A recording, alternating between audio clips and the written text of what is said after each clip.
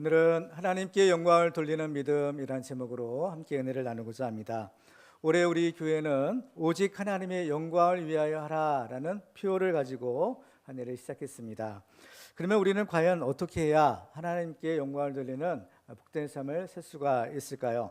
오늘 본문의 결말을 보면 거기에 있던 사람들이 다 하나님께 영광을 돌렸다라고 기록하고 있습니다.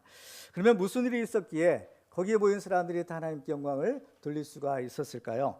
그것은 바로 중풍병자가 완전히 낫는 기적이 일어났기 때문이었습니다. 누가 그 기적을 일으켰는가? 바로 예수님이 해주신 것입니다.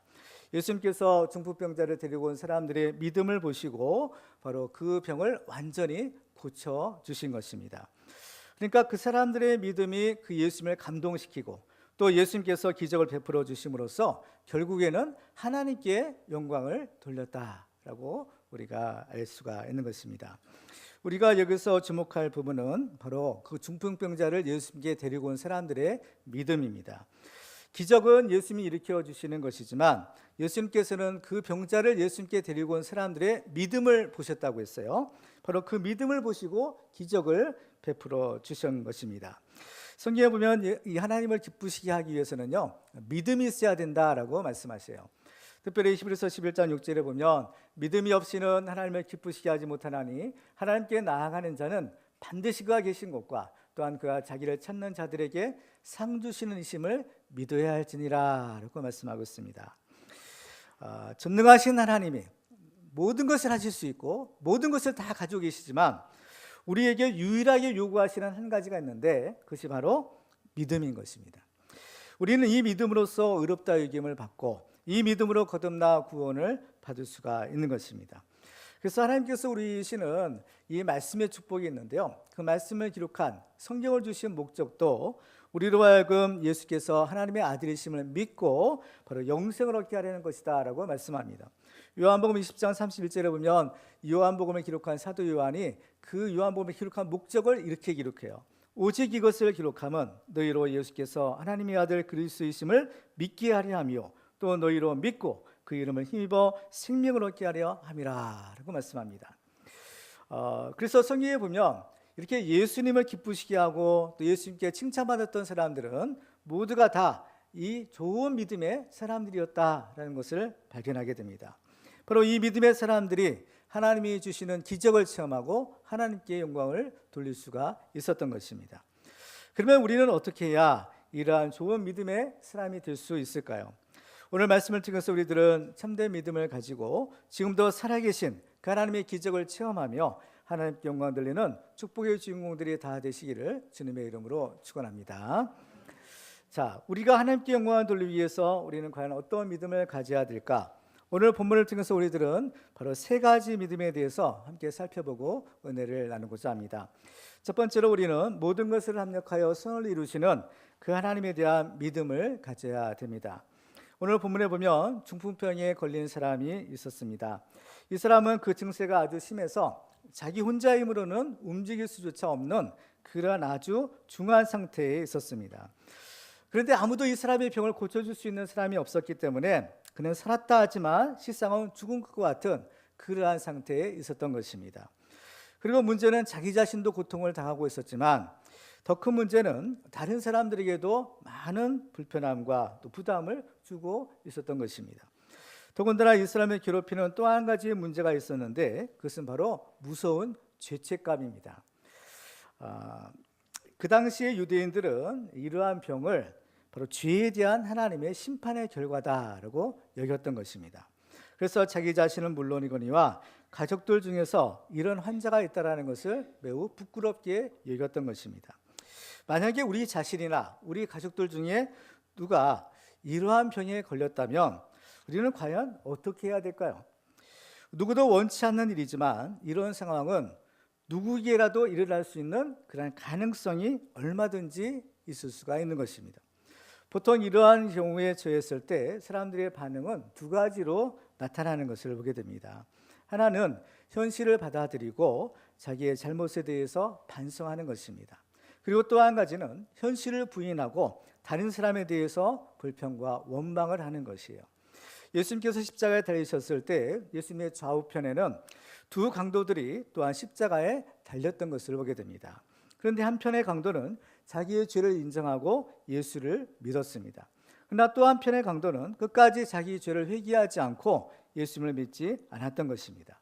어느 편을 선택하느냐는 본인에게 달린 문제이지만 어떤 선택을 하느냐에 따라서 그 마지막이 천국과 지옥을 갈라놓는 것입니다. 그러니까 중요한 것은 바로 이 상황에 대한 해석입니다. 두 강도들은 똑같은 상황에 처했죠. 바로 똑같이 십자가에 달려있는 상황입니다. 그렇지만 그 상황을 어떻게 해석하느냐에 따라서 한 강도는 구원을 받았고 또 한 강도는 그렇지 못했던 것입니다. 여기에서 이 해석의 차이를 가져오는 것이 무엇이냐면 바로 믿음입니다. 구원받은 강도는 바로 예수님에 대한 믿음을 가지고 있었기에 그 상황을 역전시킬 수가 있었습니다.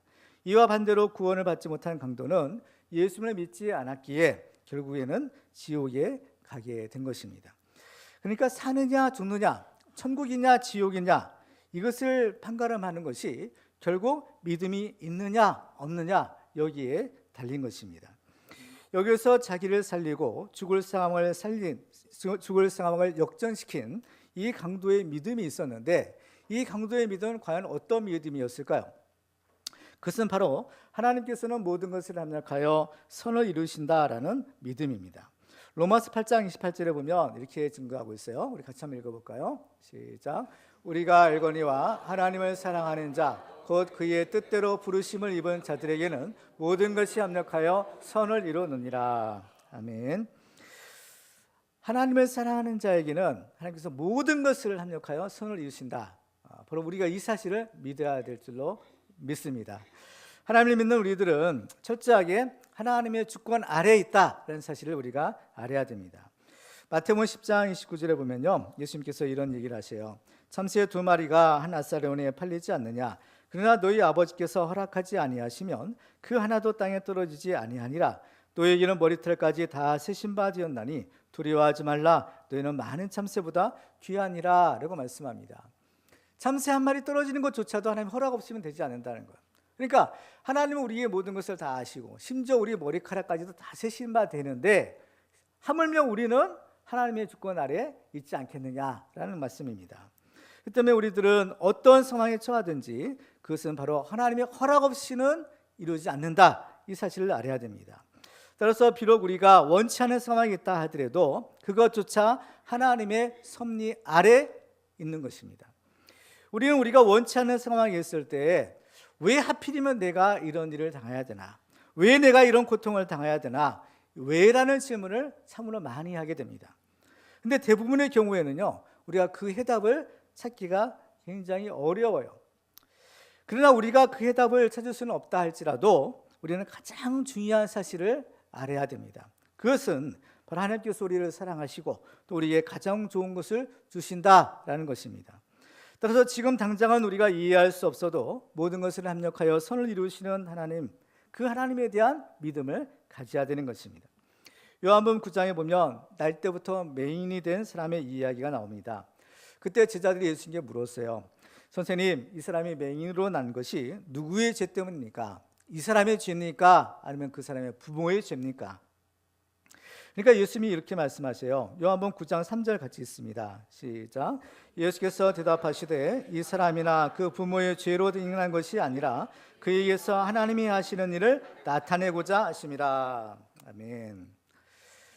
그렇기 때문에 우리들은 함부로 다른 사람을 정죄하고 또 비난해서도 안 될 뿐만 아니라 자기 스스로도 낙심하고 절망해서도 안 되는 것입니다. 오늘 본문을 보면 중풍병자가 예수님을 만납니다. 예수님을 만나고 나니까 자기 병도 고치고 더 근본적인 죄사함의 은혜를 받은 것입니다. 예수님을 만나기 전까지 이 중풍병자는 내가 왜 이러한 몹쓸병에 걸렸는지 자기 자신의 처지에 대해서 절망하고 또 다른 사람을 원망했을지도 모릅니다. 그러나 결과적으로 보면 이 사람은 바로 그 병 때문에 예수님을 만났고 그 예수님으로부터 병고침과 죄사함의 은혜를 받을 수가 있었던 것입니다. 따라서 우리가 비록 원치 않은 상황에 놓였을지라도 이것조차 하나님의 섭리 아래 있는 것이 이것이 진짜 축복인 것입니다. 왜냐하면 바로 우리가 이 하나님의 섭리 아래 있을 때 그 전능하신 하나님께서는 얼마든지 우리의 상황을 역전시켜서 모든 것을 합력하여 선을 이루실 수 있기 때문인 것입니다. 그렇기 때문에 우리들은 모든 것을 합력하여 선을 이루시는 그 하나님을 믿어야 됩니다. 지금 당장 내 뜻대로 되지 않는다고 불평하거나 원망하지 말고, 나를 제일 사랑하시고 나에게 가장 좋은 것을 주시길 원하시는 하나님께서 이 모든 것을 합력하여 선을 이루신다, 이 사실을 굳게 믿으시기 바랍니다. 우리는 이 사실을 믿을 때 비로소 항상 기뻐하고 쉬지 말고 기도하며 범사에 감사할 수 있는 하나님의 뜻대로 살 수 있는 삶을 살게 되는 것입니다. 우리들은 모든 것을 합력하여 선을 이루시는 그 하나님에 대한 믿음을 가지고 오직 하나님께만 영광을 돌리는 우리 모두가 되기를 주님의 이름으로 축원합니다. 두 번째로 우리가 하나님께 영광을 돌리기 위해서는 전능하신 하나님에 대한 절대적인 믿음을 가져야 됩니다. 오늘 본문은 바로 예수님께서 우리의 죄의 문제를 해결해 주시는 전능하신 하나님의 아들이심을 증거하고 있습니다. 우리 인간이 극복할 수 없는 가장 근본적인 한계가 있는데, 그것이 바로 죄의 문제요, 또 그로 인한 죽음의 문제입니다. 그런데 바로 이 문제는 우리 사람의 힘으로는 해결할 수 없는 문제예요. 이 문제는 오직 전능하신 하나님만이 해결해 줄 수 있는 문제인 것입니다. 성경을 보면 그 전능하신 하나님께서 우리를 도와주시기 위해서 육신을 입고 이 땅에 오신 분이 바로 예수님이십니다. 성경은 예수께서 하나님의 아들, 즉 삼위일체 하나님이심을 증거하고 있는 책입니다. 그래서 우리들은 예수님을 믿되 그 예수님을 죽은 자를 살리시는 전능하신 하나님으로 믿어야 합니다. 우리가 예수님을 전능하신 하나님으로 믿을 때 우리는 기적을 체험하고 하나님께 영광을 돌릴 수가 있는 것입니다. 예수님이 행하신 일들 가운데 많은 기적의 사건들이 성경에는 기록되어 있습니다. 그런데 이러한 기적이라는 것은 인간의 힘으로는 할 수 없는 일이에요. 이것은 오직 하나님의 능력으로서만이 가능한 일, 이걸 가리켜서 기적 또는 표적이라고 부르는 것입니다. 그래서 예수님이 이 기적을 일으키실 때 바로 거기에 바로 하나님의 역사, 하나님의 영광이 드러나고, 바로 그 기적을 체험한 사람들이 이제 하나님께 영광을 돌리게 되는 것입니다. 오늘 본문에서 중풍병자를 사람들이 예수님께 데려왔을 때 예수님이 이렇게 말씀하시는 것을 보게 됩니다. 오늘 보면 5절 말씀을 같이 읽겠습니다. 시작. 예수께서 그들의 믿음을 보시고 중풍병자에게 이르시되 작은 자야 내 죄 사함을 받았느니라 하시니, 이 사람의 죄를 사하는 권세, 이것은 오직 하나님만이 가지고 계시는 능력입니다. 근데 거기에서 서기관들이 속으로 이런 생각을 했어요. 오늘 보면 7절에 보니까 이 사람이 어찌 이렇게 말하는가, 신성모독이로다. 오직 하나님 한 분 외에는 누가 능히 죄를 사하겠는가. 이 서기관들은 성경에 능통한 그야말로 성경 박사들입니다. 그들이 말한 것처럼 죄를 사하는 권세는 오직 하나님만이 가지신 권세인 것입니다. 그래서 그들은 예수께서 죄사함의 이 은혜를 선포하셨을 때 바로 그것이 신성모독이다라고 여겼던 것입니다. 그렇지만 예수님은 그들의 생각을 하시고 이렇게 말씀하시죠. 오늘 보면 9절과 10절 같이 읽습니다. 시작. 중풍병자에게 내 죄 사함을 받았느니라 하는 말과 일어나 내 상을 가지고 걸어가라 하는 말 중에서 어느 것이 쉽겠느냐. 그러나 인자가 땅에서 죄를 사하는 권세가 있는 줄을 너희로 알게 하려 하느라. 아멘.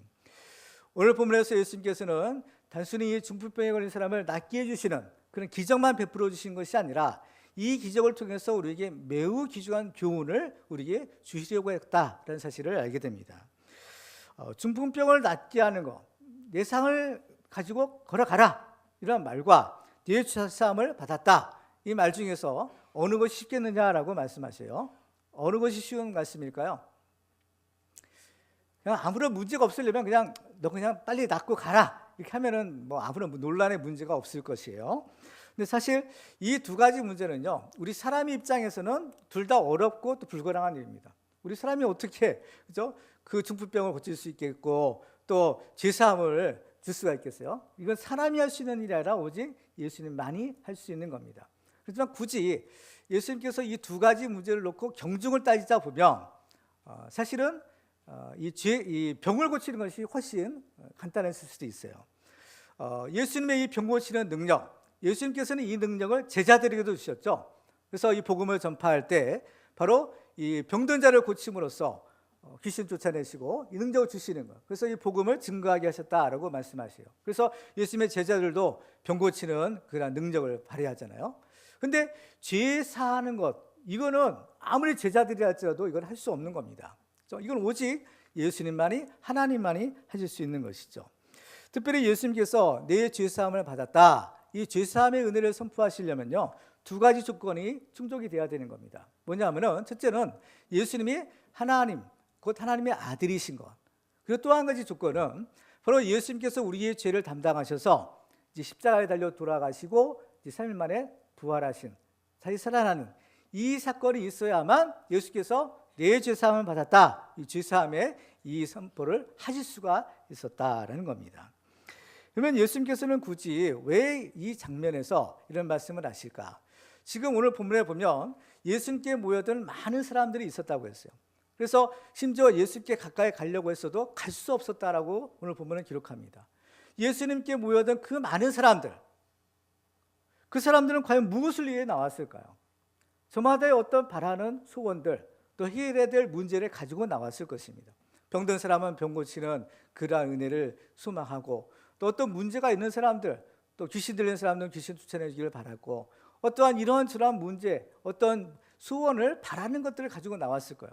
근데 그들이 바라는 것이 과연 무엇일까? 다 이 세상에 있는 것들인 것입니다. 그렇죠?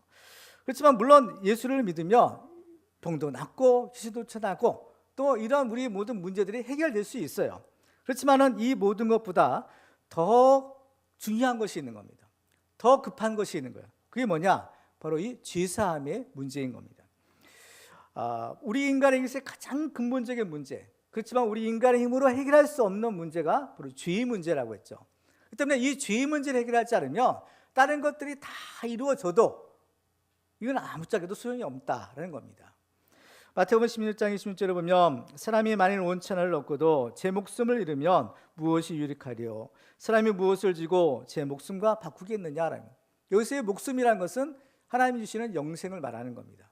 그러니까 이 세상에서 아무리 출세하고 성공하고 건강하게 오래오래 살아도 결국은 죽게 되는데, 이 영생을 얻지 못하면 결국에 지옥에 가는 거죠. 그러면은 그것이 다 무슨 소용이 있겠느냐는 거예요. 아무짝에도 소용이 없다라는 겁니다. 그 때문에 오늘 본문에서 이 중풍병자에게 필요한 것은 물론 육신의 건강을 회복하는 것이겠지만, 그보다 더 근본적인 문제는 바로 그의 죄를 용서받는 것이라는 겁니다. 지금 이 사람이 병들어 누워있게 되는 그 근본적인 원인도 바로 죄의 문제인 겁니다. 그래서 이 사람의 죄의 문제가 해결되지 못하면 설령 그 육신의 건강을 회복해서 일어난다 하더라도 결국에는 그 죄 때문에 지옥에 갈 수밖에 없는 것입니다. 그래서 마태복음 5장에 보면 예수님께서 이런 얘기를 하세요. 만일 내 오른눈이 너를 실족하게 하거든 빼어내버리라. 내 백체 중 하나가 없어지고 온몸이 지옥에 던져지지 않는 것이 유익하며, 또한 만일 내 오른손이 너로 실족하게 하거든 찍어내버리라. 내 백체 중 하나가 없어지고 온몸이 지옥에 던져지지 않는 것이 유익하니라는 것. 죄가 이렇게 무서운 것이라는 겁니다. 죄는 우리를 하나님과 원수되게 하고 죄는 절대로 천국에 들어갈 수가 없는 것입니다. 따라서 우리가 이 세상에서 해결을 받아야 될 가장 중요한 문제는 바로 이 죄사함을 얻는 것입니다. 그런데 사람의 힘으로 해결할 수 없는 죄의 문제, 그 불가능한 문제를 바로 예수님이 해결해 주신다는 겁니다. 그래서 예수님은 우리의 죄를 대신 지시고 십자가에 죽으셨다가 다시 살아나심으로써 바로 우리의 죄를 사해 줄 수 있는 그 전능하신 하나님의 아들이시다라는 것을 우리에게 증거하고 있는 것입니다. 그래서 예수님이 우리의 죄를 사하시는 전능하신 하나님의 아들이라면 우리는 그 예수님을 과연 어떻게 해야 될까요? 우리는 오늘 본문에서 바로 그 해답을 찾아볼 수 있는 것입니다. 오늘 본문을 보면 중풍병자를 예수님께 데리고 온 사람들이 있었어요. 그 사람들은 이 병자를 예수님께 데리고 가기만 하면 예수님께서 반드시 고쳐주실 것을 믿었던 것입니다. 이 사람들이 예수님에 대해서 가진 믿음, 이 믿음이 어떤 믿음이었느냐? 바로 예수님에 대한 절대적인 믿음이었다라는 겁니다.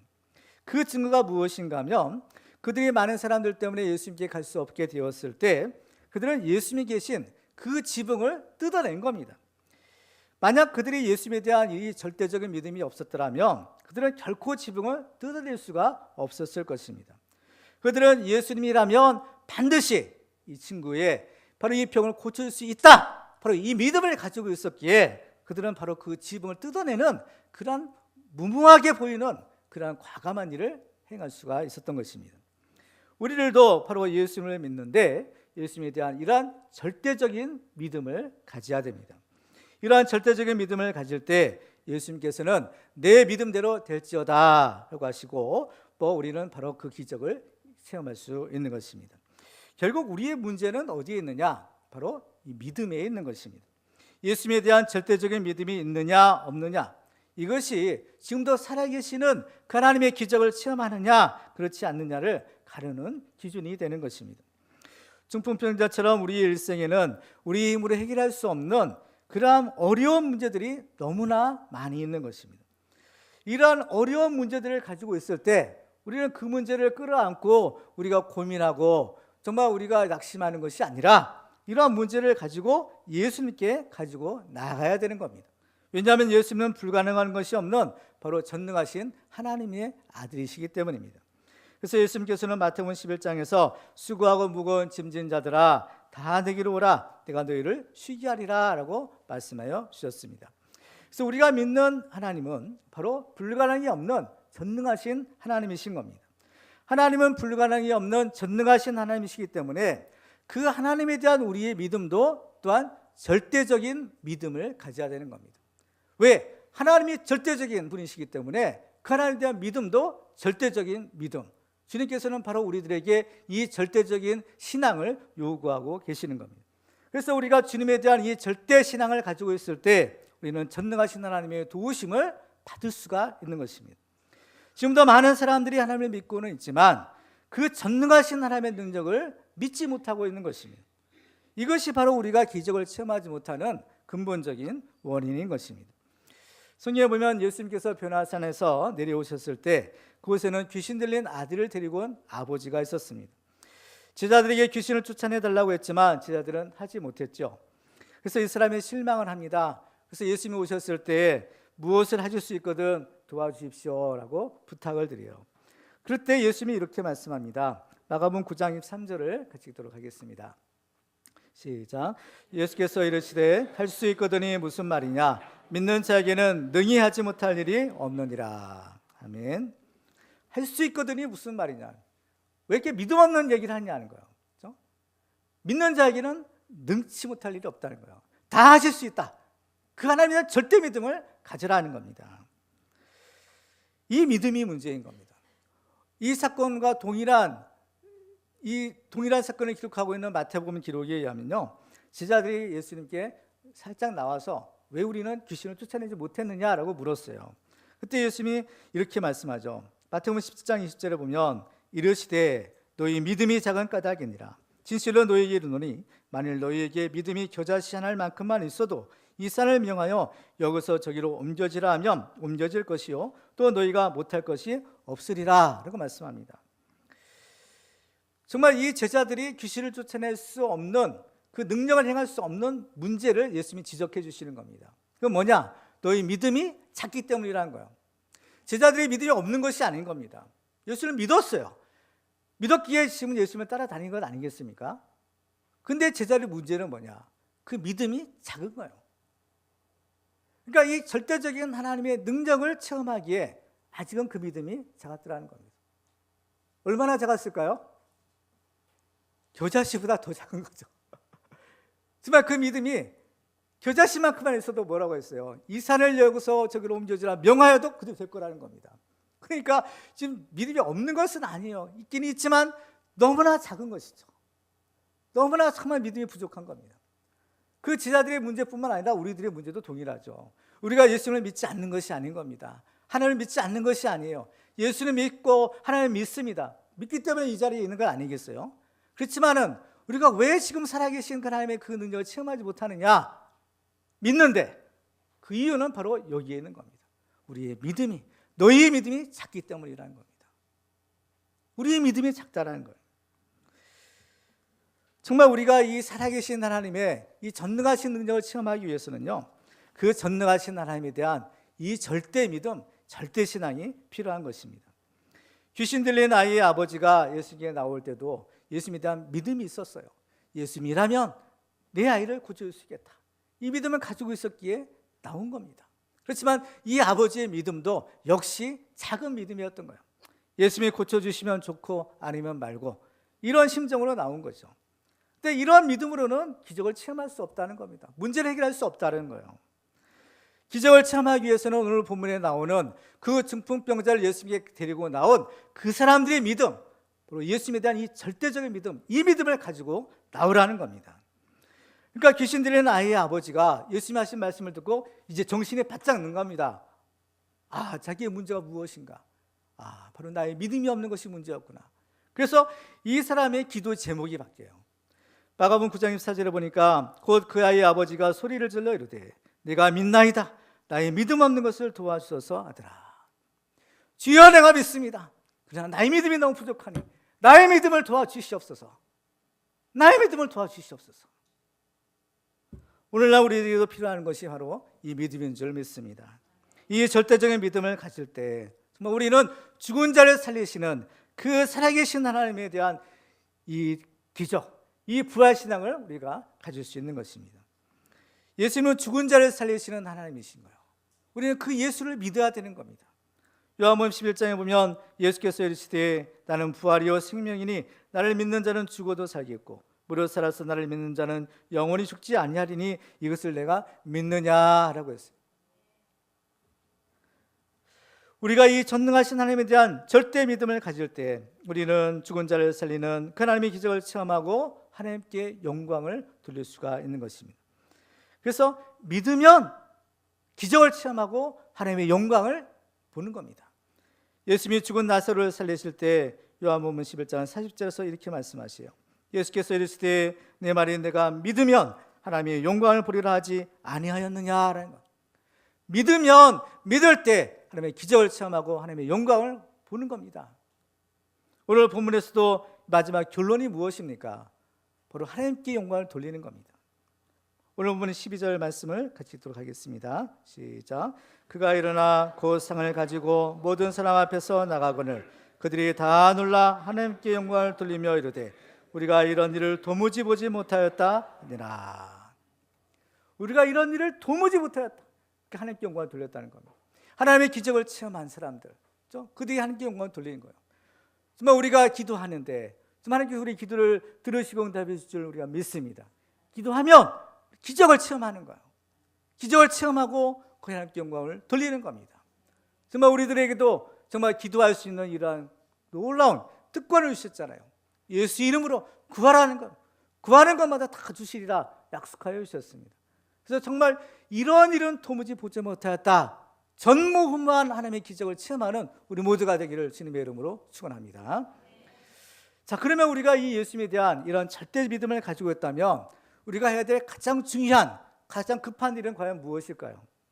그것은 바로 전도하는 것입니다. 전도라는 것은 오늘 본문에 나오는 그 중풍병자를 예수님께 데리고 온 사람들처럼 사람들을 예수님께 데리고 나오는 거예요. 예수님께 데리고 오기만 하면 예수님이 해결해 주신다. 예수님이 고쳐주시고 예수님이 살려주신다. 그래서 그 예수님께 데리고 나오는 겁니다. 우리도 이 믿음을 가지면 전도할 수밖에 없는 거죠. 전도하는 겁니다. 우리가 전도해야 될 사람들이 있어요. 우리 가족 식구들 중에서도 있고 우리 이웃들 중에도 우리가 전도해야 될 사람들이 있는 겁니다. 그렇죠? 그러면 그들을 어떻게 해요? 주님께 데리고 나오는 거예요. 예수님께 데리고 나오는 겁니다. 데리고 나오면 나머지는 누가 해결하세요? 예수님이 해결해 주시는 거죠. 예수님이 그 사람을 믿게 하시고 고쳐주시고 살려주시는 일은 바로 예수님이 하시는 것, 하나님이 하시는 일인 겁니다. 이런 일에 대해서 우리가 걱정하고 염려할 필요가 없어요. 이것은 주님께 맡기는 겁니다. 이건 하나님이 해주실 것이에요. 근데 다만 우리가 해야 될 일이 있어요. 그 뭐냐? 예수님께 데리고 오는 일. 이것은 우리가 해야 된다는 겁니다. 그래서 예수님은 사람을 강권하여 데려다가 내 집을 채우라라고 말씀하세요. 오늘 본문에서 보면 이 중풍병 걸린 사람들, 걸린 사람의 친구들 있을 수 있어요.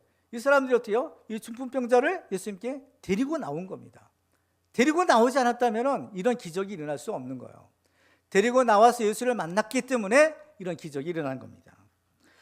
오늘도 우리가 전도해야 될 사람들이 있어요. 그 사람들을 우리가 주님께로 인도해야 되는데 어떻게 해야 되느냐? 이 중풍병에 걸린 사람은 지금 자기 발로 예수께 올 수가 없죠. 움직일 수가 없는 겁니다. 우리가 전도해야 될 사람들도 마찬가지 형편일 수 있어요. 영적인 중풍병에 걸린 사람도 있을 수 있는 겁니다. 자기 발로는 절대로 예수님께 나올 수 없는 그러한 어려운 상황이 있을 수 있는 거예요. 그렇다고 해서 그들을 그냥 내버려 두겠어요? 아닌 겁니다. 그럼 어떻게 해요? 이 중풍병 걸린 사람의 친구들처럼 그 사람을 데리고 오는 거예요. 강권하여서라도 주님께 데리고 오는 겁니다. 그러면 우리는 그 일을 해야 돼요. 그러면 나머지는 주님이 해주시는 겁니다. 주 예수를 믿으라, 그러면 너와 내 집의 구원을 받으리라 했어요. 이게 하나님의 약속인 겁니다. 우리 예수를 믿으면 우리 가족 식구들은 우리가 전도해야 될, 우리가 구원해야 될 사명, 책임이 있는 겁니다. 물론 그들을 어떻게 해요? 주님께 데리고 와야 되는 겁니다. 데리고 오면 기적을 체험해요. 우리는 이미 예수를 믿는 우리들은요, 하나님이 베푸신 기적을 체험한 사람들인 겁니다. 꼭 불치병에 걸려서 낫지 않다 하더라도, 어떤 어려운 문제를 해결받지 못한다 하더라도 우리가 예수를 믿고 구원받았다면 우리는 이미 하나님께서 예수를 통해서 베푸신 기적을 이미 체험한 사람들인 겁니다. 우리가 예수를 믿는다면 이 믿음의 축복이 얼마나 큰가라는 것을 알아야 되는 겁니다. 여러분들이 예수를 믿으시나요? 믿습니까? 이것이 하나님 베푸신 기적입니다. 우리가 어떻게 해서 예수를 믿게 되었는가 한번 생각해 보세요. 이게 가능한 일입니까? 이건 사람의 힘으로 할 수 없는 것입니다. 우리가 한 주, 두 주 교회에 나와서 예배드리고 또 이렇게 신앙생활 하다 보니까 어느 순간에 믿어지게 된 거예요. 아무리 믿으려고 애를 써도 안 됐던 것이 어느 순간에 믿어지는 겁니다. 내가 거듭난 거예요. 아기가 엄마 뱃속에서 나올 때 자기 힘으로 나오겠어요? 10달이 차니까 저절로 나온 거예요. 마찬가지인 겁니다. 우리가 하나님 앞에 나와서 예배드리고 하나님의 말씀을 듣는 순간, 어느 순간에 성령께서 역사하셔서 우리를 거듭나 하나님의 자녀가 되게 해주신 겁니다. 물을 변하여 포도주가 되게 하신 것처럼 정말 우리를 변하여 하나님의 구원받은 자녀가 되게 한 거예요. 우리의 강팍하고 완악한 마음을 가진 사람들, 정말 하나님을 대적했던 바로 그 사람들이 예수를 믿고 예수를 따르는 예수의 충성된 제자가 되는 겁니다. 저도 제가 이 하나님의 일을 할 수 있는 목사가 되리라는 것은 상상할 수도 없었던 거예요. 근데 제가 이 목사가 되어서 이렇게 하나님의 말씀을 전하는 이 순간, 이게 하나님 베풀어 주신 기적이 아닐 수 없는 겁니다. 기적이 다른 데서 찾을 수 있는 것이 아니라 나에게서 이미 찾아볼 수 있는 거죠. 그렇습니다. 이러한 기적은 하나님의 지금도 계속해서 베푸시는 놀라운 구원의 기적의 능력의 역사인 겁니다. 그러니까 나를 변화시켜 주시고 나를 구원해 주셨다면 또 다른 우리의 가족 식구들, 우리 자녀들, 또 우리 친구들, 우리 이웃도, 내 남편도, 내 자녀도 하나님이 구원해 주실 줄 믿으시기 바랍니다. 나를 구원해 주신 하나님은 왜 못하시겠어요? 그 하나님을 우리가 믿어야 되는 겁니다. 데리고 오면, 그렇죠? 주님 앞에 데리고 오면 주님이 해결해 주시는 거예요. 강권하여 내 집을 채우라. 강권하여 예수님 앞에 데리고 나와야 되는 겁니다. 그래서 우리들은 이 전능하신 하나님에 대한 이 절대 믿음을 가지고 지금도 살아계신 하나님의 기적을 체험하며 하나님 앞에 영광 돌리는 우리 모두가 되기를 주님의 이름으로 축원합니다. 마지막으로 우리가 하나님께 영광 돌리기 위해서는 장애물을 극복하는 그러한 적극적인 믿음을 가져야 됩니다. 예수께서 전능하신 하나님의 아들이다, 이 사실을 믿는 사람은 이제 무엇을 해야 될까요? 바로 그 예수를 만나는 일을 해야 되는 겁니다. 나 자신도 예수를 만나야만 내 문제가 해결받고 또 내가 구원해야 될 사람도 예수를 만나게 해야만 구원을 받을 수 있는 것입니다. 그런데 오늘 본문에 보니까 이 중풍병자를 데리고 온 사람들이 예수님을 만나기 위해 왔는데 그 예수님께 가까이 갈 수가 없는 것입니다. 왜냐하면 예수님 주변에는 이미 너무 많은 사람들이 몰려 있었기 때문이었어요. 성경을 보면 그 무리들 때문에 예수님께 가까이 갈 수 없었다라고 기록합니다. 예수님 주변에는 예수님 제자들뿐만 아니라 이 무리라고 표현된 많은 사람들이 있었던 것을 보게 됩니다. 그 무리들 중에는 단순한 호기심으로 모인 구경꾼들도 있었고 또 예수님을 죽이려고 했던 서기관, 바리새인들과 같은 대적자들도 아울러 있었던 것입니다. 바로 이런 사람들 때문에 정작 예수님을 만나야 될 사람들이 예수님을 만나지 못하고 있는 겁니다. 그러니까 이런 사람들이 예수님을 만나지 못하게 하는 일종의 영적 장애물이라는 것입니다. 근데 이러한 영적인 장애물들은 그 시대에만 있었던 것이 아니라 어느 시대에나 있다라는 것을 알아야 됩니다. 왜냐하면 이 세상에는 우리가 예수님을 만나는 것을 싫어하고 그것을 회방하려는 악한 마귀의 역사가 있기 때문인 겁니다. 따라서 우리가 예수님을 만나려면 반드시 이러한 영적 장애물들을 극복해야 되는 거예요. 오늘 본문에서 중풍병자를 데리고 온 사람들의 경우를 보면요, 그 무리들 때문에 예수를 만나지 못하니까 이제 옥상에 올라가서 그 지붕을 뜯어내고 그 중풍병자를 예수님 앞으로 달아내리는 겁니다. 그래서 오늘 본문에 보면 예수님께서 그들의 믿음을 보시고 라고 했어요. 그들의 믿음을 보시고 고쳐주시고 죄사함을 주시는 겁니다. 예수님이 보신 그들의 믿음은 과연 어떤 믿음일까요? 바로 전능하신 하나님에 대한 믿음이죠. 하나님은 하실 수 있다. 예수님은 하실 수 있다. 반드시 할 수 있다. 이러한 절대 믿음을 가질 때 바로 전능하신 하나님의 기적을 체험하는 겁니다. 그런데 이러한 절대 믿음을 가진 사람의 특징이 있어요. 뭐냐면은 어떤 장애물이 있더라도 절대로 포기하지 않더라는 겁니다. 그렇죠.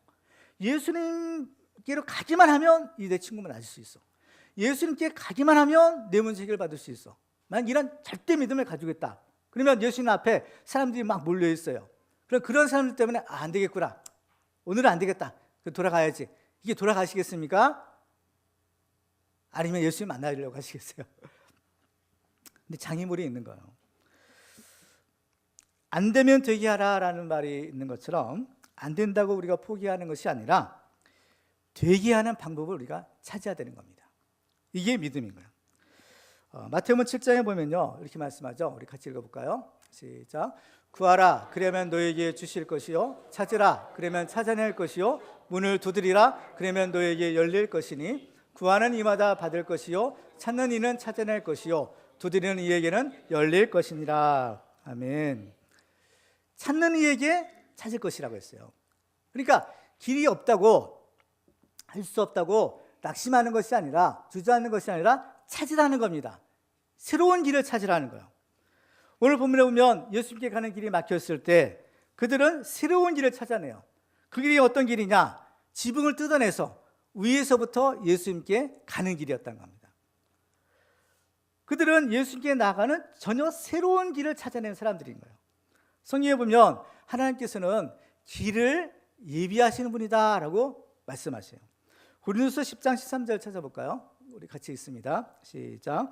사람이 감당할 시험 밖에는 너희가 당한 것이 없나니 오직 하나님은 미쁘사 너희가 감당하지 못할 시험 당함을 허락하지 아니하시고 시험 당할 즈음에 또한 피할 길을 내사 너희로 능히 감당하게 하시느니라. 아멘. 하나님은 피할 길을 내주신다고 했어요.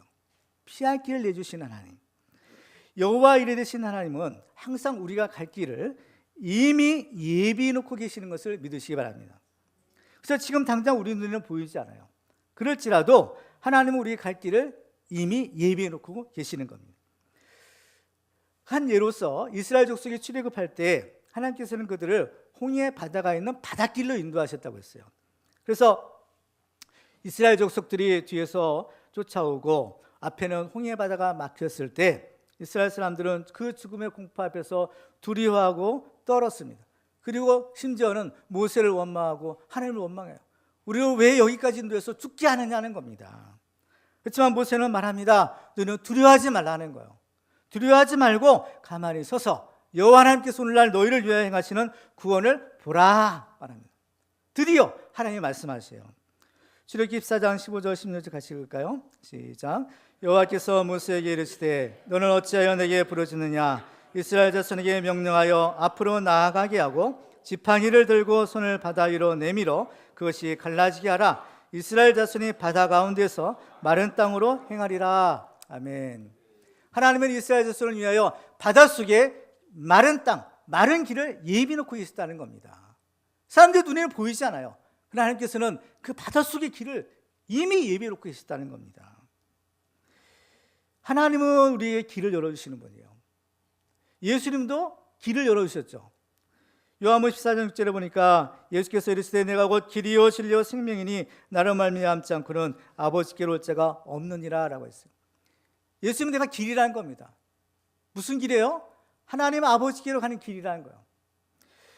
예수님은 우리를 하나님 나라 천국으로 인도하시기 위해서 우리를 이 땅에 오신 분인 겁니다.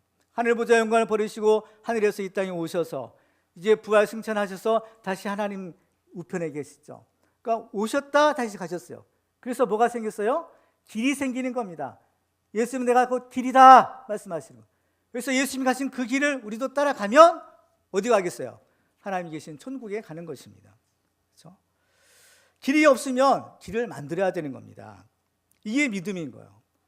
길이라는 것은 사람이 지나다니는 곳인데 이 길이 생기기 위해서는 맨 처음 그 길에 처음 간 사람이 있는 겁니다. 이 사람이 누구냐? 개척자예요. 한 사람이 가고 또 그 다음 사람이 또 가고 그 사람이 또 가고 그러면 길이 생기는 겁니다. 그렇죠? 그러니까 길이 없다고 우리가 좌절하지 말고 바로 내가 그 길을 닦는 그 길을 만드는 개척자가 되라는 겁니다. 중풍병자의 친구들도 아무도 가지 않았던 새로운 길을 개척한 사람들인 겁니다. 나폴레옹은 내 사전에 불가능한 건 없다라고 말했어요. 이런 확신을 가지고 사는 사람도 위대한 일을 해낸 겁니다. 하물며 전능하신 하나님을 믿는 우리 성도들이 과연 못할 일이 있을까요? 사도 바울은 내게 능력 주신 자 안에서 내가 모든 것을 할 수 있느니라 바울이 외쳤습니다. 모든 것을 할 수 있다. 예수님께서도 할 수 있거든요. 무슨 말이냐? 믿는 자에게는 능히 하지 못할 일이 없다. 할 수 있다 라고 하시는 겁니다. 예수를 믿는 우리들은 모든 것을 할 수 있다. 이 믿음을 가지시기를 주님의 이름으로 축원합니다. 사방이 막혔어도 다 에워싸움을 당하여도 우리가 에워싸움을 당하지 않는다는 겁니다. 다 사면이 막혔어도 위에는 뚫려 있는 거예요. 하늘문은 열려 있는 것입니다. 그래서 안 된다고 포기하지 말고 이 믿음을 가지라는 겁니다. 그래서 하나님께 기도하는 겁니다. 우리가 기도하면 하나님께서 하늘문을 열어주셔요. 길을 열어주시는 겁니다. 피할 길을 내어주시고 구원의 길을 열어주시고 그래서 이 기적을 체험하게 하시고 하나님께 영광을 돌릴 수 있게 하시는 줄 믿으시기 바랍니다. 말씀을 맺겠습니다. 오늘 말씀을 통해서 우리들은 전능하신 하나님, 그 하나님은 모든 것을 하면서요 선을 이루시는 좋으신 하나님이라는 것을 우리가 확인했습니다. 그 하나님이 우리를 도와주시기 위하여 이 땅에 오신 예수님, 그 하나님의 아들 예수님은 우리의 죄의 문제를 해결해 주시는 전능하신 하나님의 아들이신 겁니다. 그래서 우리는 그 예수님에 대한 이 절대 믿음을 가지고 모든 장애물들을 극복할 때 지금도 살아계신 그 하나님의 기적을 체험하고 하나님께 영광을 돌리는 우리 모두가 다 되시기를 주님의 이름으로 축원합니다.